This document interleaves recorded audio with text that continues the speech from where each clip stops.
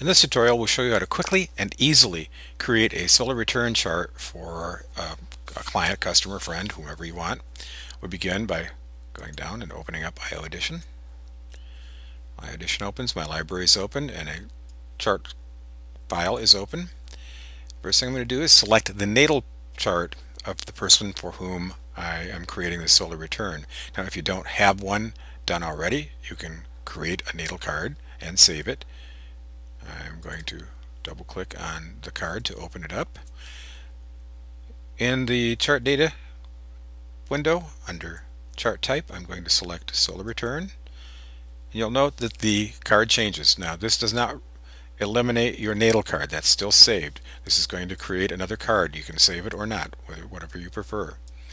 So the first thing we have to do is determine where we want to do the solar return for. It could be the place of birth, it could be where the person resides.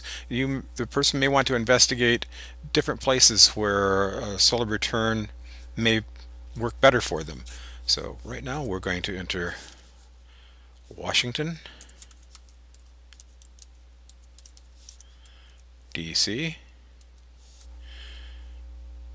and was already selected by default October 13th, 2015 because of her birth date. Let's kick this forward to 16. Now the program is going to determine the exact return date, so you can enter the date close to what you believe the return to be, her birth date of course. Now a return may occur a couple days before or a couple days following. The program will know that. So after I've entered this information, I click the Atlas button. It offers me Washington, D.C. I insert it. Now this card's ready to save. It's complete. And you notice it changed the date of her return. It's on the 25th for 2016.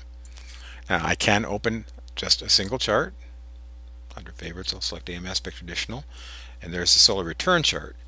Now some people like to view a solar return chart as a solo chart.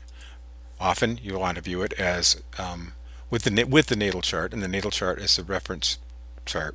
So under Designs, I'm going to select another wheel. Under A4, I'm going to select By Wheel Reference. Now, when it opens, it opened with the solar return because that was the card I had just clicked on. Now I can easily swap it and put the return chart where it belongs.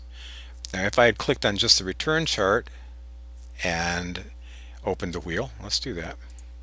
So I'm clicking on her natal card, which was saved. I'm going to select my by wheel again, and you'll note that the chart put the natal chart here because that was the chart that I had selected, but because I have this data card open, it already put the solar return in. So there it is, complete. Now drag and drop is a great feature of these programs. It makes life easy and fast. So let's do a different chart. I'm going to select Bob Dylan this time, and I'm going to click down on Bob Dylan's name in the list, and I'm going to drag it over here to the reference position, or I could drag it to the center of the chart where I want it. I let go, and this is Bob Dylan's natal chart now. I'm not going to save Hillary's solar return. I'll close that, but I'm going to open Bob's card so that I can create a solar return chart. Again, I go up to Chart Type, select Solar Return, and just for ease right now, I'm going to click Same, so it's just for his birthplace, and May 24th, 2015. Again, let's kick him ahead to 17. And I'm going to click the Atlas button. I have Duluth. I insert Duluth. Now, everything's been changed. The proper time zone, the proper date for the return. Everything's ready. If I wanted to save this, I could. I can save it. And here it is in the chart list. Now, I can grab this. You see, notice when I put my cursor in a place where there's no text, it becomes a hand with a blue sheet behind it. If I click down and hold, I can drag that either to the second position on the chart, or I can drag it up here to the name. I let go, and there's Bob's solar return chart. Natal chart on the inside, solar return chart on the outside. Now, I can swap it, but you really do want the natal chart to dictate the house system. The buttons at the top left, you see, are presets that you can modify the colors on.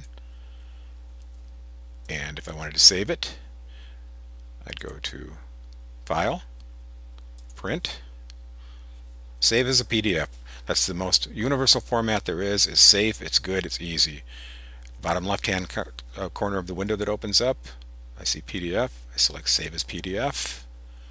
I'm going to put in the name Bob Dylan. Solar Return 17. I'm putting it on the desktop. You could put it in the desktop, you could put it in documents, you could create a folder for it. That's up to you. And I'm going to save it. And as you see, Bob's Solar Return chart appears there. It opens up in preview. We're all set. That's all there is to it. But again, drag and drop is an important feature of the software. And you want to learn to use it. It saves you time, and it's just a wonderful little tool. Thank you very much.